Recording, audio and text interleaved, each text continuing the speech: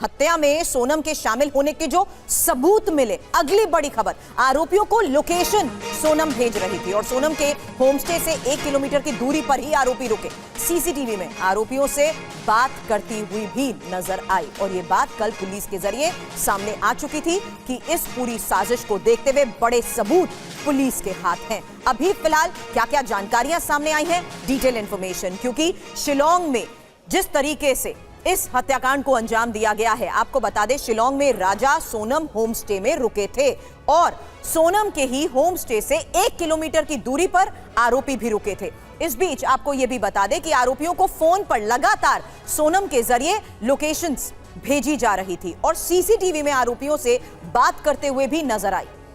सोनम राज को सुनसान पहाड़ी इलाके में लेकर गई। फोटोशूट के बहाने वो राज को वारदात वाली जगह पर लेकर गई और आरोपियों को सोनम ने जगह की जानकारी भी शेयर की, जानकारी दी। अब एक और बड़ी खबर है, जहां आरोपी राज कुशवाहा की बहन का यह बयान, मेरा भाई निर्दोष है, मेरे भाई का किसी से कोई अफेयर नहीं है, भाई रोज ऑफिस जाता था। थोड़ी देर पहले आपने राज कुशवाहा की मां को सुना, लेकिन अब आरोपी राज कुशवाहा की बहन कह रही है कि मेरा भाई निर्दोष है, मेरे भाई का किसी से अफेयर नहीं है, भाई रोज ऑफिस जाता था। रुपेश हमारे सहयोगी हमारे साथ हैं। रुपेश, यही अब पुलिस इन्वेस्टिगेशन में आगे सामने आएगा कि आखिर इनकी गतिविधियां क्या थी, किस तरीके से ये डिजिटल एविडेंस ही एक सबसे बड़ा सबूत बने जिस आधार पर इन सबकी गिरफ्तारी हो पाई।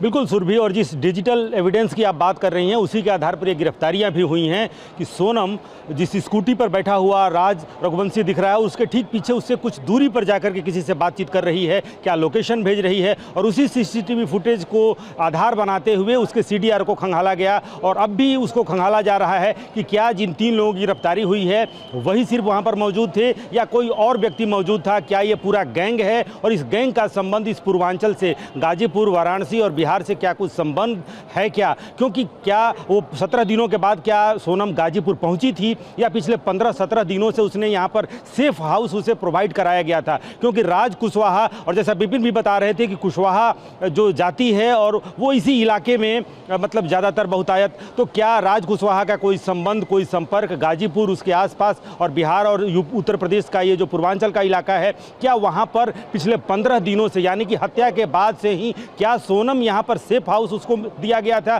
क्या राज कुशवाहा ने उसे यहाँ किसी सुरक्षित ठिकाने पर रखा था। और जब भांडा फूटा, क्योंकि सोनम को जैसे ही ये सूचना मिली कि गिरफ्तारियां होने लगी हैं, उसका जो मोबाइल है उसे लोकेशन ट्रेस किया जा सकता है, लिहाजा उसने अपना मोबाइल भी गायब कर दिया या फिर तोड़ दिया सिम कार्ड, और उसके बाद से जब गिरफ्तारियां होने लगी तब सोनम गुप्ता को सोनम